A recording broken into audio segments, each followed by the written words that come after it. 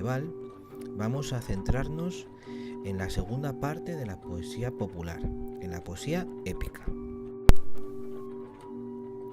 En el primer vídeo ya hemos hecho una introducción a la sociedad medieval y a las características de la Edad Media. También hemos aludido a las características generales de la literatura medieval. Y hemos visto la primera parte de la literatura popular, la lírica tradicional o popular, centrándonos en las jarchas y en las cantigas de amigo. En este segundo vídeo nos centraremos en el mester de juglaría. Tanto la lírica popular como el mester de juglaría se corresponden a la literatura popular, ya que ambas son de tradición oral y anónimas. La poesía épica también es conocida como el mester de juglaría, es decir, el oficio de los juglares, como veis en esta imagen. La máxima representación de este tipo de poesía son los cantares de gesta, que pasamos a comentar. Los cantares de gesta son poemas que aparecen en el siglo XII y son poemas narrativos, que quiere decir que cuentan una historia, frente a los poemas líricos de las jarchas y cantigas de amigo, que transmiten emociones y sentimientos. Y eran recitados por los juglares. Los juglares, como ya sabéis, eran personajes que se dedicaban a la transmisión oral de historias y recorrían pueblos y plazas para entretener, y a cambio conseguían sustento y conseguían en algunas ocasiones algo de dinero. Normalmente iban acompañados, se acompañaban de instrumentos musicales, generalmente de cuerda. Como ejemplos de cantares de gesta tenemos el poema de Mio Cid en España, el cantar de Roldán en Francia y el de los Nibelungos en Alemania. Todos estos poemas en todos los países comparten en mayor o menor medida unas características. Generalmente son poemas realistas, ya que intentan ser verosímiles si se desarrollan en escenarios concretos. El cantar de Mio Cid, como veremos, en España. Además, todos tienen una métrica irregular, quiere decir que los versos no tienen todos la misma medida, generalmente van de 12 a 16 y la rima es asonante.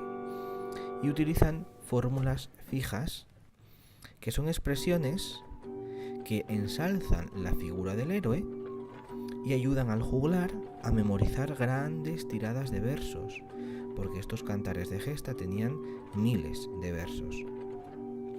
Estas fórmulas podían hacer apelaciones al público, indicar acciones o aludir a los personajes, como decíamos, para ensalzarlos y hacer que su figura parezca más importante.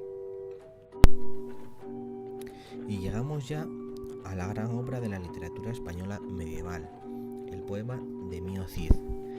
Para conocerlo un poco más, responderemos a 3 preguntas sobre esta gran obra. En primer lugar, ¿qué cuenta? Cuenta la historia de Rodrigo de Vivar, que era un noble que vivió en el siglo XI, aunque el Cid existió realmente, el poema se supone que se compuso un poco después, en el siglo XII.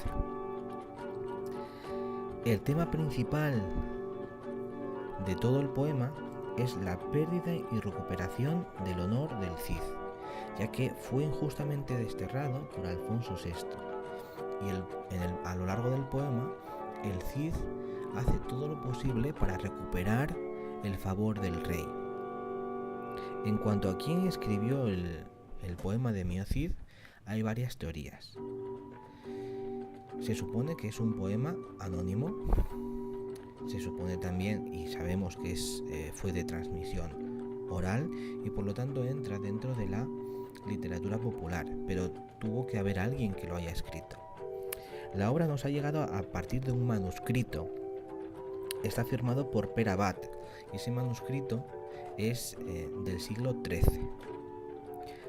Algunos creen que el propio Perabat, autor de ese manuscrito, y por tanto copista de otro manuscrito anterior, es también el autor.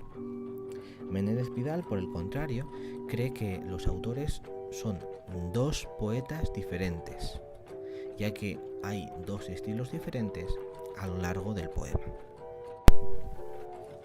Pasamos entonces a comentar la estructura. Como estructura externa tenemos 3.750 versos, por lo tanto es un poema bastante largo, que podemos dividir en tres partes según su contenido. En el Cantar del Destierro, el Cid es desterrado por el rey Alfonso VI por culpa de sus enemigos que cuentan mentiras, y tiene que abandonar sus tierras y partir al exilio, y también tiene que dejar a su mujer y a sus hijas. En ese camino emprende distintas batallas y va ganando varias ciudades y pueblos a los musulmanes en esa reconquista particular, y se hace cada vez más rico, ya que les quita el botín, todos los tesoros que había en esos pueblos. El Cid se va haciendo cada vez más rico y poderoso, y se le van uniendo cada vez más hombres. En el Cantar de las Bodas, el Cid es capaz de arrebatar a los moros, a los musulmanes, la ciudad de Valencia, y envía un botín muy generoso al rey Alfonso VI.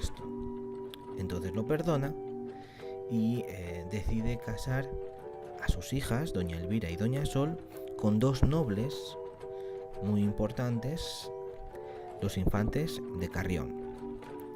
En la tercera y última parte, estos infantes, que son tratados en la obra como cobardes y malas personas, abandonan a sus esposas en el Robledal de Corpes, de ahí el nombre de esta parte, tras golpearlas.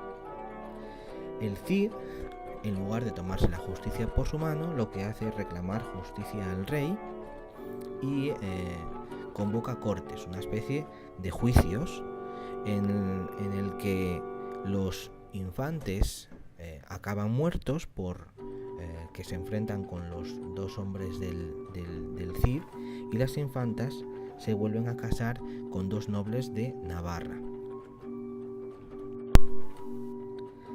Debemos ahora hablar de los rasgos de estilo, de qué recursos literarios son los más usados. En cuanto a la métrica, el Cid, como el resto de cantares de gesta, usa versos irregulares, generalmente de 12 a 16 sílabas, divididos por una cesura en mitad del verso, que es una pausa, y la rima es asonante. Un rasgo distintivo del Cid es el uso del diálogo en estilo directo para dejar que hablen los personajes y dar mayor verosimilitud a la historia. También, como el resto de cantares de gesta, es muy usual las fórmulas épicas, que sirven para dos cosas: para reforzar la visión positiva del héroe y para facilitar la memorización en la transmisión oral. Por ejemplo, el de la barba vellida. Era muy usual en la época que los personajes importantes tuvieran una barba bien poblada. En cuanto a los demás recursos propiamente literarios, abundan las hipérboles o exageraciones, sobre todo en la narración de batallas, para ensalzar las acciones del Cid y sus vasallos. Los pleonasmos, en expresiones del tipo de sus ojos fuertemente llorando, como veis es una repetición innecesaria, llorar de sus ojos. Los hipérbatos o cambios en la sintaxis. Y muy importante también y muy usual son las apelaciones al público, en las que el juglar anima al público a seguir atentos a la historia, y así mete más a ese público en su narración. Por último, dejamos una tirada o un fragmento como ejemplo de texto. Los ojos de mi Cid mucho llanto van llorando. Hacia atrás vuelve la vista y se quedaba mirándolos. Vio cómo estaban las puertas, abiertas y sin candados. Vacías quedan las perchas, ni con pieles ni con mantos, sin halcones de cazar y sin azores mudados. Como veis, hay rasgos de los que hemos visto, por ejemplo, la diferente medida de los versos, la rima asonante en todos los versos,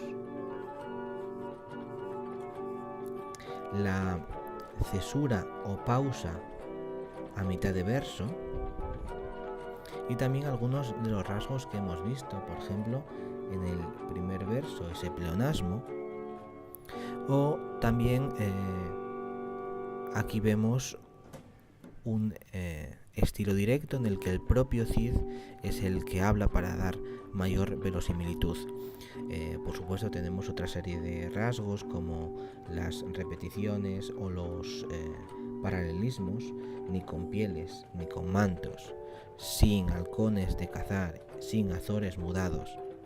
Todo eso hace que el texto sea muy cadencioso y que el juglar pueda jugar con las diferentes voces y pueda darle mucha emoción a su narración, a su actuación delante de su público. Hasta el próximo vídeo.